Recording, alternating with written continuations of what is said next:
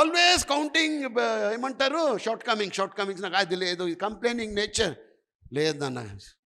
ఆగిపోద్దు దయచేసి, ఎట్టున్నా కూడా పోతానే ఉండాలి. వేణుగోపాల్ని ఎంతమంది, అయ్యా 27 సంవత్సరాలు అయింది సార్ నేను మైకు పట్టుకొని, 27 సంవత్సరాలు మైకు పట్టుకొని. ఇంపాక్ట్కి వచ్చి 23, కానీ మైకు పట్టుకొని 27 సంవత్సరాలు. స్టార్టింగ్లో ఎంతమంది ఎన్ని మాటలు అన్నారు తెలుసా అండి? तेरे से क्या होता रे, पर्सनालिटी तेरे को ही पर्सनालिटी नहीं है, तू क्या बोलता रे, तेरे को कौन सुनता रे, ఇంతమంది అన్నారు.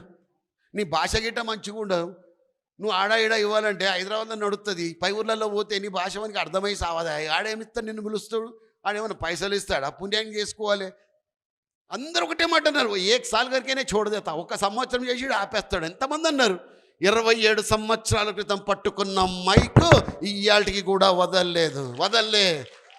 మళ్ళా వదల బొమ్మాలి వదల, జబ్ తక్ సాన్స్ రహేగి తబ్ తక్ బాన్సురీ బజేగి, అంతేగా వేరే మాట లేదు. ప్రపంచంలో 42 దేశాల్లో మనకి ఫాలోవర్స్ ఉన్నారు మిత్రులారా, only because of impact. And through this mic I'm telling you that is the power of impact.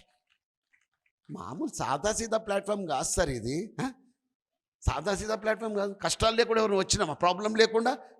Sudheer బిడ్డ ప్రాబ్లం లేకుండా పెరిగినాడా? చిన్నప్పుడే నాన్నను పొడగొట్టుకున్నాడు, చిన్నప్పుడే కష్టపడి పైకి ఎదిగినాడు. ఇవాళ ఈజే ఎస్ మచ్ సార్ట్ ఆఫ్టర్ సెలబ్రిటీ.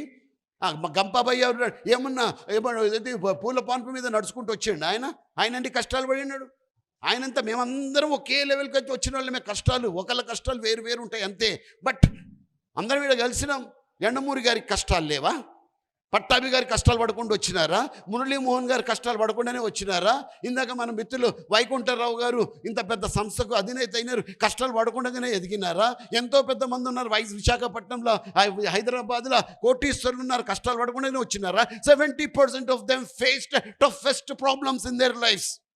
70% మంది, బట్ దే నెవర్ కంప్లైంట్ చేయకుండా వాళ్ళ ఫోకస్ అంతా కూడా పని మీద పెట్టినారు, లగ్నం చేసినారు, ఎవడన్నా మాటలు పట్టించుకోలేదు.